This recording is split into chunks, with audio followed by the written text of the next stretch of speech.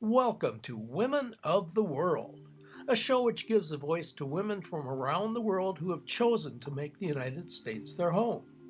Our show believes in the principles written on and enshrined by the Statue of Liberty. Here's today's moderator, Amalia Moreno Damgard. Hello and welcome to another episode of Women of the World. We have another exciting guest today with a very exciting topic as well that is very near and dear to my heart. Before we go in, I'd like to introduce myself, Amalia Moreno Damgard. I am moderating today. I also want to introduce my co-hosts. To my left, Nadia Jordana. Welcome to the show. Hi, Amalia. I'm happy to be here. Wonderful. And then Tomlinson. Hello, great to be here today. Good. And then to my right, Anne McKenna. Welcome to the show. Thank you. It's good to be here. It's good to have you. And now I'd like to introduce our guest, special guest for today. Her name is Catherine Marble. And Catherine is born and raised in Paris, France. That's correct. And she is now a citizen, or she lives in the United States. Yes. And so you have made the Minnesota your home. Exactly. Yes, and I've been reading your bio, and I think that your bio and my bio have a lot of synergies because I've not only been to Paris, which I love, it's a beautiful city, but I also love the food. And I am so fortunate that I also am a graduate of Le Cordon Bleu. So this is Wonderful. classic French cuisine, Wonderful. is my strong set, and I mix that with Latin American cuisine. But another commonality that I have with you is I am also an immigrant, and I grew up eating very good food. And I do believe that cooking at home is the best way to live for health and well-being and mindfulness, right? So all those are things that we embrace and that I think we share and that we have in common. And as a nutritionist, you're a graduate of the University of Minnesota, and so you have a great deal of knowledge about what good eating is all about. So before we go into the actual topic, it would be great for the viewers to hear you talk about your upbringing, why food is so important to you, and why you believe that you can change people's mentality about eating by adopting what? All right. Yes, we do have a lot in common. First, I'd like to thank you for inviting me here. I always love to talk about nutrition and food. It's a passion for me, so it's wonderful. As you can hear, I was not born here, but in France. I come from Paris. I was born, raised, and studied there. And I met my future husband, who happens to be from Minnesota. And so I moved here in '92. It was probably the biggest decision of my life. And I didn't know what to expect, neither what it would take to do that. I'm still here, so it worked. I remember that when I came here, I thought life was so slow. I come from this vibrant cultural city that is Paris, that never sleeps, and here I am in Minneapolis in '92. And I was shocked, so I slowed down. I stopped drinking the espresso coffee that you drink all day long in Paris. And I noticed that people in the street would greet me. I thought, did I meet them? Do they know me? And my husband quickly explained, no, that's the Minnesota way. And I really enjoyed that. When I go back to Paris, now I do that. And people look at me as if I was crazy. You don't do that there. Something very that I adopted here is two things that are luxury in Paris. It's quiet, silence, and space. There are plenty of people there, and lodging is very expensive. And here it's so quiet. There is so much nature and so much space. And this was something that really I embraced right away. I was very privileged to be in Minnesota, a place with so much nature, so many trees, lakes. It's beautiful. And little by little, I learned the language, and understood more and more the culture, because our two countries seems to be very similar, but they are not similar at all. And so it was also a cultural change. And it was a gradual thing. It was not a drastic change. And finally I stayed, and I have grown my roots here. And I am a Midwesterner, Minnesotan, as you can be. Great. Never dreaming to move anywhere away from here. So how I became a dietitian, a nutritionist? First, in France, I studied when I was young, and I have a master in biology. I was a teacher in Paris, and it was hard to make a living as a teacher, so I had an opportunity to work for an IT company. I was trained there, and I worked 2 years as a coder, a programmer. And then I came here. We married, we had children, I stayed with my kids, and after a while I thought, I want to work again, but what should I do? Not IT work. I am a people person, so not IT. And you know, from biology and to what I observe here, the Western diet, the school lunch, that are so appealing. You know, I saw my kids in school who had 10 minutes to eat in a very noisy environment, food that is even not prepared on site, but brought in cardboard and rewarmed. And the meals are so unhealthy, loaded with sugar, saturated fat, no fibers. And second thing I saw is that the kids are so rushed to eat. What do, these little kids? They talk and they don't eat, and the food goes to waste. And so they don't learn anything. They don't learn to eat, they don't have nutritious meals, and they can trash the food as a piece of paper. I thought, that's not right. This is not right. Also, when my kids grew up, I could see the friends would come and have dinner with us, and if we had no hamburger or hot dog or pizza or ice cream, that was no food. And in my culture, kids, as soon as they have a few teeth, eat what the parents eat. And that's how they develop a taste. They have a palette of taste that they grow in.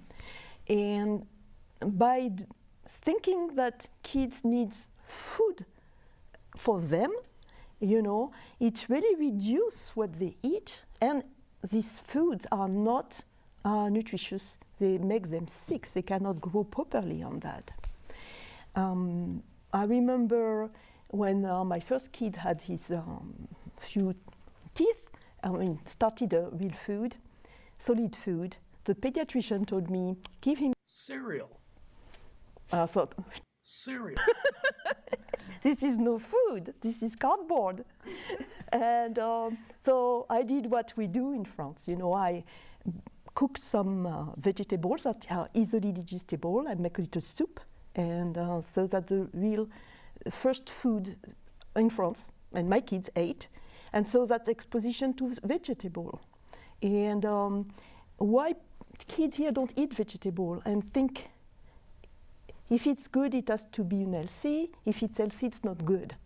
You know, it stems from how we feed our kids. I wonder, talking about, as you mentioned, the children and not eating vegetables, which is such a big thing, and it is very common.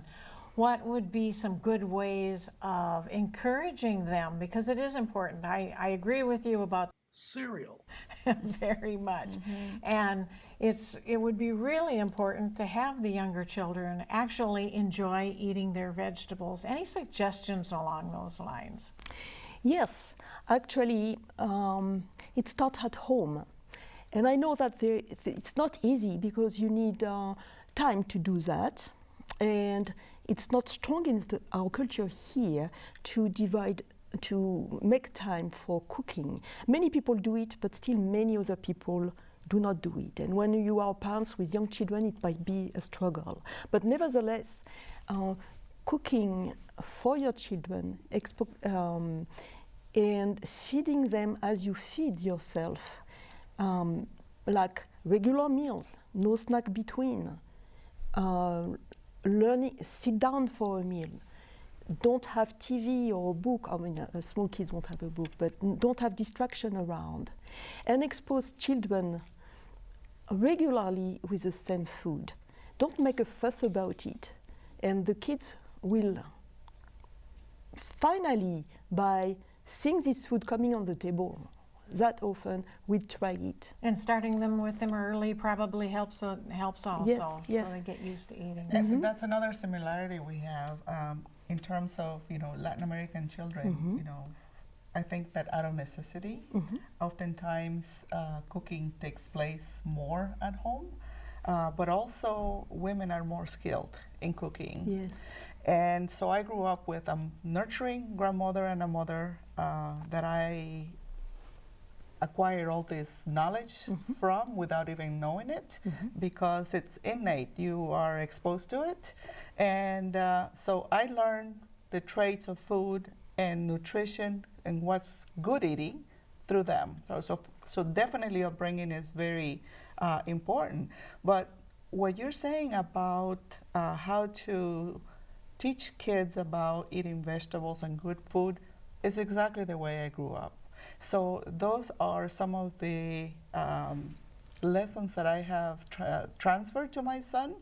And in addition to having him join us at the table since he was very, very small, since he was old enough to eat real food, not baby foods, I involved him in the kitchen with me. Help me to cook, help me to put this together. And in the morning, let's make breakfast together every morning before we go to school. I'm gonna pack your lunch, you're gonna help me pack that lunch. And then when we come home, we all eat together. So I think that because of that, my son eats healthy and makes good choices now. Exactly, and that's the key actually to involve children in cooking. And you have cookbooks for kids, and you can make funny little things easily, and you need colors, so here are the fruits and the vegetables, and so it becomes an activity. They take part in it, they own it, and they will try it. I like one thing that you said is how you eat is how they're gonna eat. Yes. Because I think a lot of times we don't think about what we are doing and how it's affecting the children, because if you're putting vegetable in their plate and you're not putting it in your plate, there's a problem. Now there's something else you had mentioned about food and emotions and separating it. Would you please share with us a little bit about that? Yes, thank you for the question. It's another very important foundation actually of my work as a nutritionist. I know there is, and I know personally and by experience with my patients, that there is more than eating food because we are hungry. There is much more than that. We eat for different reasons: boredom, emotions, stress, fatigue, and you know, these difficult emotions. Often the emotions that are around mindless eating are very difficult emotions, like sadness, guilt, shame, lack of self-esteem. So what my approach when I work with my patients is to look at with them what makes them eat, what are the triggers. And then, you know, and the triggers can be, well, I got a phone call from my mother and it didn't go well. And then I splurged in the cookie box. And we all can relate to this kind of thing. So what is the trigger and what are the emotions? So observation of your emotions. And I spend a lot of time with this part. So in my nutrition counseling, we speak about food, but sometimes barely, but speak a lot about what triggers you to eat food. And when you become aware of your reason, that you eat food not necessarily because you are hungry, but because you are tired, you are stressed, or whatever. Putting a name on these emotions helps you to accept them for what it is. It's not being resigned, but it's accepting the things as it is. So you have, you had this phone call, you are upset after it, you feel guilty, and you get to the cookies. I think you're right. Sometimes you don't even put that name on it, that you've been triggered. You get that phone call, then you go and grab that cookie. You aren't even thinking, I feel stressed, I feel upset, I feel triggered, now I'm going to have a cookie. But if you can be aware of that, you might be able to change some of that behavior. Yes, and actually the key is acceptance.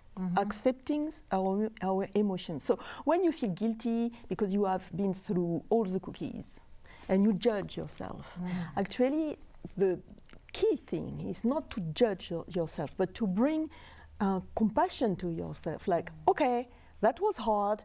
Okay, I don't like this feeling. And once you shut down the judge in you, you can accept it that, okay, I did that. It's not what I want to do for my goal of weight loss or for my blood sugar if I am diabetes and so on. But I learned from it. Why did I do that? And then it's a matter of practice. It's not going to come like that. You need to practice. And that's the beauty also of approaching, so that the mindful approach to nutrition, because it's something you practice all your life. And when it's not available to you, you return to it without judgment and you continue. So it's a very different approach than dieting. I don't think dieting works. The fat diet do not work, or they do the work for a short time. But it's so much restriction that Most diets don't work. most diets don't work. They're fat diets. They are fat diets, and people come back to their habits. With mindful eating, you have the tools to practice, to have your attention to your food, to not judge yourself, and to be in the moment when you eat. So to be in the moment when you eat, come back to family dinner, sitting down. So I go back to the children, having a dinner where we sit together, when the meal is prepared and bring to the table. And we are getting away from that in this country. It's a lifestyle. It's a lifestyle. And it starts at home. Yes, yes. It's a lifestyle, and it's it has been somewhat lost in the country, but I am optimistic because changes happen. So I'll go back to some history. In the 70s, early 70s, the food industry started to produce corn syrup. And the corn syrup has been used in the processed and processed food. And the food industry marketers have sell the food saying, we can feed you. Woman, you don't have to stay in your kitchen and cook for the family. And they try to sell that as a feminist value. And in America, there is not a very strong food culture. Hear that from a French person for whom food is everything. In my country, it's a big part of our culture and our day. So people were, attracted by this food you can buy, package. You just have to rewarm it, and you don't have. It's very convenient. It's the country of convenience. It's a country of convenience, and I see changes since I've been here for like 26 years. Now we have farmers market everywhere. Farmers market where there are so many people and family, parents together the children, and they have a good time, and it's crowded. And you have sustainable farming, an effort led by the University of Minnesota that is taking place also here. You have restaurants that have the farm, so you have farm-to-the-table restaurants with local food, well-done food,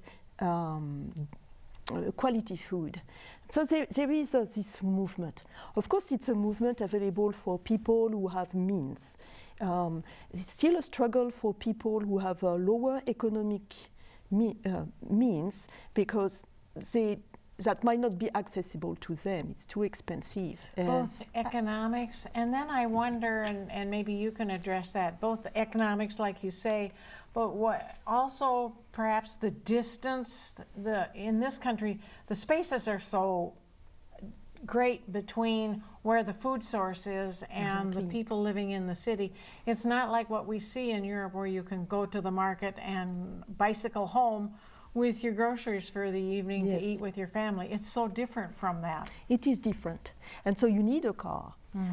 And so there are some areas in small city and the Twin Cities as well, where there are what we name food deserts, where you have convenience stores, but not much anything else available. And family who live there, and people who live there, that's what they feed on, and this is not good. But then, like you said, there is hope. You said you are enthusiastic, and I would agree with you, because now, even in Walmart and a lot of grocery stores are including that natural food aisle where people are able to get it conveniently. And then I think the other thing that I agree with when you say there is hope and we are moving towards the right direction is just bringing awareness, like what you are doing. And Amalia and other nutritionalists just talking about it and educating people on this is what this food is doing to your body. This is what this food is doing to your children. And so I commend you for the work that you are doing. Thank you. Just bringing that awareness and educating us. And one of the other things that you pointed out too is cooking for yourself. Is, you know, when you gotta go buy a packet of food, it costs more than buying groceries and cooking for yourself and knowing this is what I'm cooking, this is what I'm putting into it. One of the things I wanted to also talk about is that you were talking about the movement, right, towards better food. I think that there's more knowledge today than 10 years ago, than 20 years ago about food. How so people are able to get that information on their fingertips, on their phones today. And that has created a culture of wanting to eat better. So there is a change starting to take place. And I think that of all the places in the United States to live, the Midwest is perhaps one of the best places. Why? Because we are more community oriented here, and also Minnesota happens to be a great state with lots of farms and a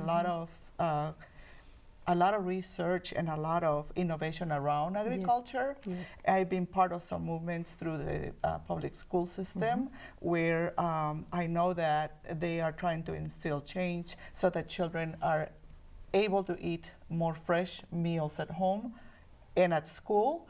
And of course, education is a big part of it. Yes. It starts with the parents. Yes. And it starts with the parents eating healthier foods. It starts with the parents taking their kids to the grocery store with them. I used to take my kid to the grocery store with me and say, here's the shopping list, go get me tomato, go get me some celery, go get me some cilantro. I don't know what this looked like. Okay, go and read the signs and find out. And that's, you know, he was struggling at the beginning, but now he knows the difference between parsley and cilantro. But there is change here. So there is urban also farms that you may be aware of. Yes. You know, to kind of take care of those deserts, right? Food deserts. And there are CSAs that people can share in. And, you know, if you cannot afford a CSA a basket, Yeah. you can share that with other Yes. people because it may be too much for one family. So Exactly. there's lots of things I think that we're going in a good direction, but there is a lot of information out there. So there is a lot of misinformation as well because we all need to be re-educated, right, Yes. about how Yes. all this works. There is a lot of misinformation on the web, and that's a problem. Sometimes I read things and I pull my hair. Yeah. So growing up, my kids were the ones who, in the neighborhood, whose favorite vegetable was Brussels sprouts. They got laughed at a lot. So we've always thought food was very important. But a year ago, I had a chance to spend a month in Paris and go to the markets and just see how much more convenient it was to get off the subway, stop at the market on the way home, and go home and cook. And it was a really eye-opening experience for somebody who has always thought that healthy food was important and who tried to give it to their children, because I realized that even though I felt that I had done all of these things, there was still a gap from how I lived and what I saw. And I'm just curious, do you think that gap are we catching up with that culturally here in Minnesota? Not yet. Not yet. Because fundamentally our cultures are different. France has a culture of a social culture. It's a culture where you give time to your relationship with people, and you take all the time it takes. Here we have a culture of time. So there is a time for this, a time for that. So for any French person, you go for dinner to a family, you are invited, and by 10 o'clock, you have the signal that it was great, and you have to go. So that's the culture of time. So time is off. And in France, you know, we go to 1 in the morning, 2 in the morning, 3 in the morning. I mean, that was like that when I was young. Maybe today I would be not 10 o'clock, but not 3 o'clock in the morning either. But we give time to our loved one, to our friends, to people. And these are really two different things, and it impacts the way we eat as well. We socialize in France around a table. We don't socialize really It's more around relaxed. It's more relaxed, and also cooking is valued. I mean, don't get me wrong, daily cooking, as we all experiment that, there are days we'd like to have, or there is a frozen pizza here we do for dinner, and I do that too, you know. Dietitians do that too. But cooking is, it's also a gift for your family. Wow. So for- done with So love. there's It's a done lot. with There's a love. lot more than we can cover about food, and this is a topic that I can talk about forever. Yes. But we're out of time. Oh, really? So I am so sorry for that because I want to keep going. Yes. So perhaps we can do number 2 at some point in the future, and perhaps we can integrate some cooking in the process. Yes, to I'd love that. show and tell, Yes. right? So I'd like to thank my co-hosts today, Nadia, thank you for being here, and Dawn, thank you again, and Anne McKenna, thanks for coming. Thank you. And Catherine, Thank you. so much for joining us. You're it very was very nice welcome. meeting you, and I look forward to staying in touch. All And to right. our viewers, thank you so much for joining us today. Until the next time.